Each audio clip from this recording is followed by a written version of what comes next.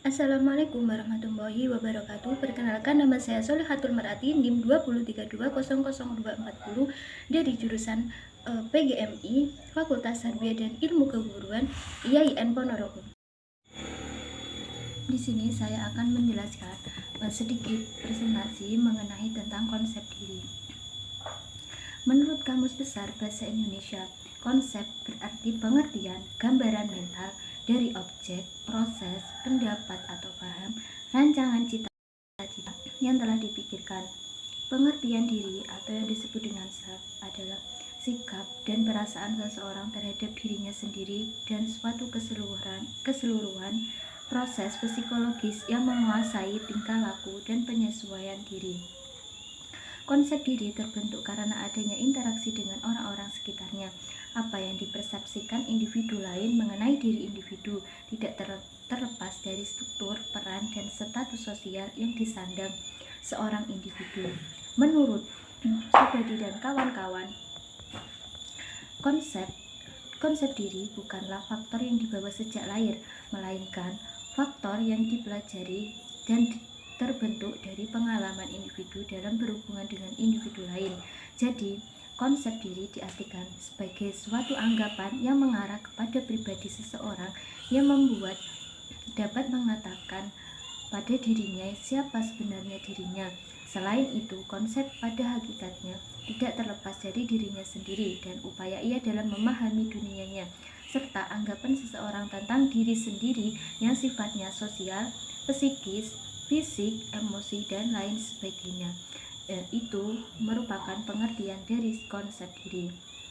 Selanjutnya yaitu hakikat konsep diri.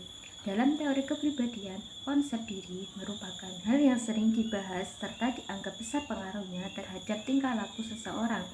Konsep diri adalah pandangan individu mengenai siapa diri individu, dan itu bisa diperoleh lewat informasi yang diberikan orang lain kepada diri individu.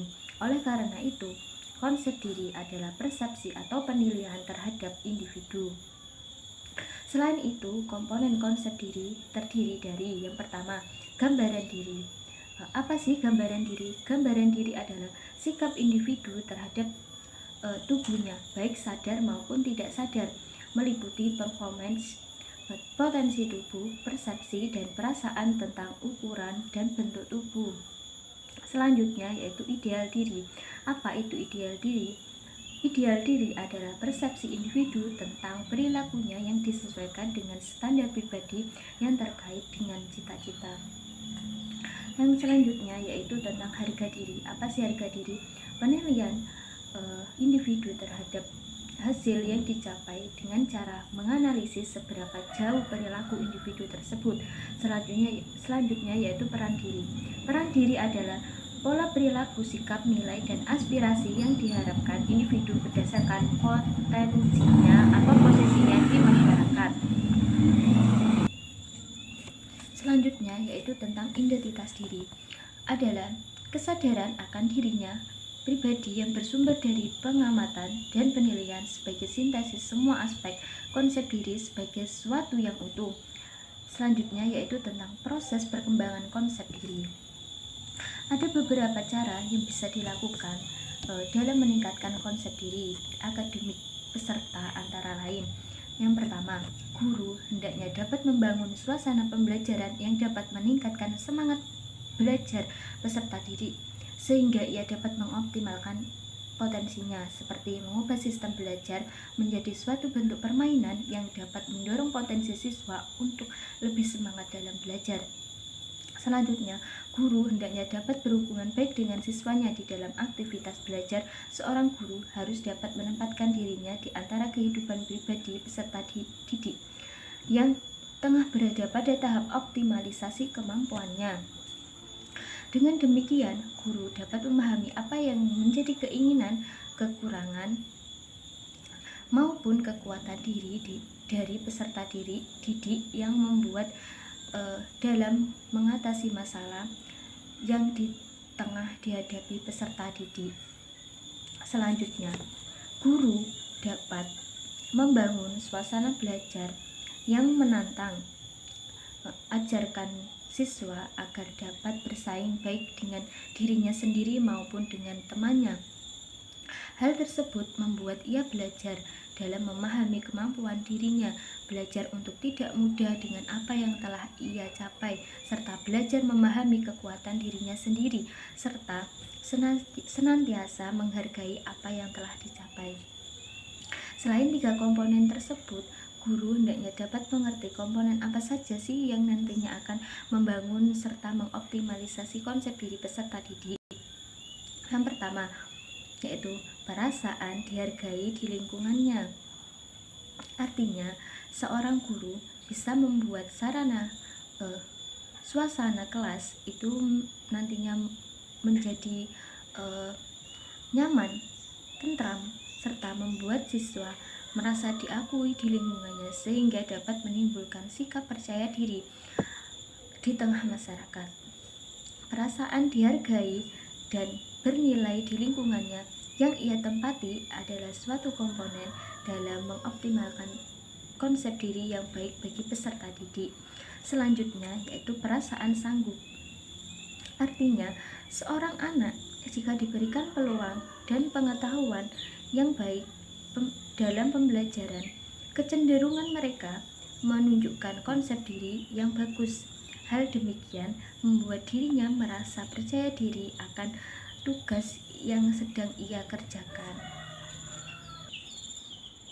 Selanjutnya yaitu perasaan patut. Dalam pembelajaran, penting kiranya diberikan umpan balik. Salah satu fungsinya yaitu memberikan gambaran tentang kemampuan masing-masing anak. Yang selanjutnya yaitu perasaan menerima keadaan diri sendiri. Artinya, guru pada hakikatnya dijadikan sebagai tumpuhan peserta didiknya dalam mendapatkan pujian. Maka dari itu seharusnya guru itu memberikan pujian kepada mereka sehingga merasa senang. Selanjutnya yaitu menerima kekurangan. Artinya, seorang peserta didik yang mempunyai konsep diri yang bagus, sejatinya mereka mampu menyadari kekurangannya. Selanjutnya yaitu mengenai keistimewaan. Seorang guru seharusnya dapat menyadari bahwa masing-masing anak didik mempunyai kepribadian yang sangat berbeda-beda serta potensi yang istimewa.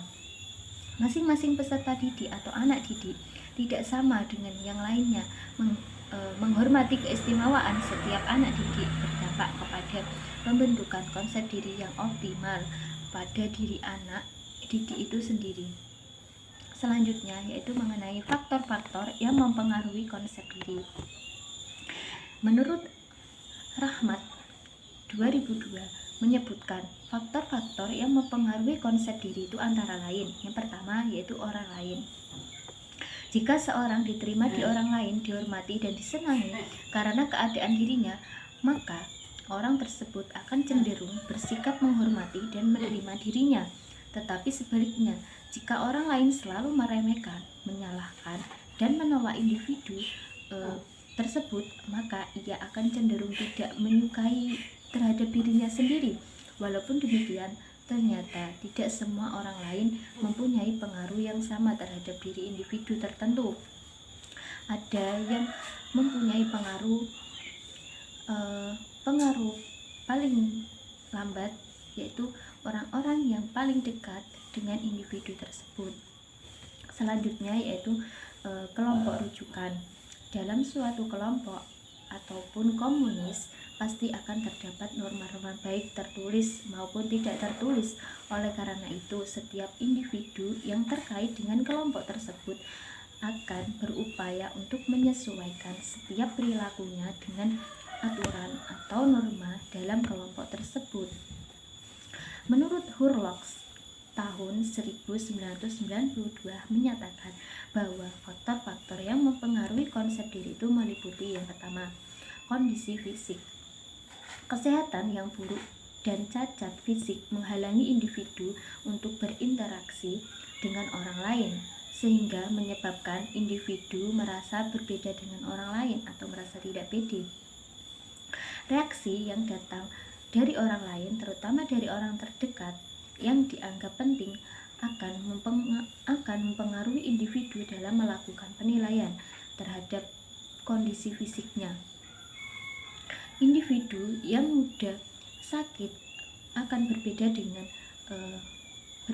dengan kondisi fisiknya yang tidak mudah sakit. Biasanya orang yang merasakan sering sakit atau rentan akan penyakit itu akan merasakan penyakit yang dinamakan dengan frustasi dengan kondisi fisiknya, sedangkan kondisi tersebut akan mempengaruhi konsep diri dari individu. Selanjutnya yaitu tentang bentuk tubuh. Postur tubuh yang tidak sesuai dengan diinginkan akan mengakibatkan rendahnya konsep diri. Citra mengenai bentuk tubuh yang ideal menjadi harapan setiap individu terhadap dirinya. Selanjutnya yaitu terbentuknya konsep diri. Ada beberapa faktor pembentuk konsep diri, khususnya konsep untuk remaja. Yang pertama, orang tua sebagai kontak sosial yang paling awal yang kita alami dan yang paling kuat. Apa yang dikomunikasikan oleh orang tua itu pada anak lebih menancap daripada informasi lain, terutama pada terima oleh anak sepanjang hidupnya.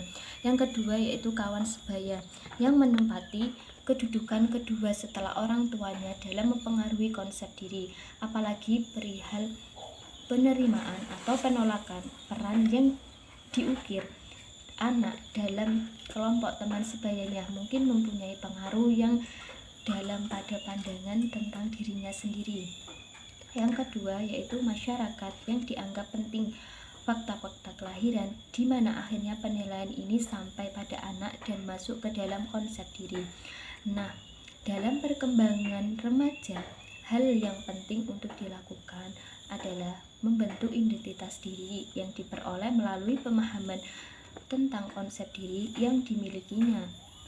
Konsep diri ini bukan bersifat genetik ya, namun mulai berkembang sejak bayi dan terus berkembang sejalan dengan perkembangan manusia yang dipelajari melalui pengalaman yang diperoleh ketika berinteraksi di lingkungan sosial. Nah, sekian presentasi yang bisa dapat saya sampaikan, kurang lebihnya saya mohon maaf. Wassalamualaikum warahmatullahi wabarakatuh.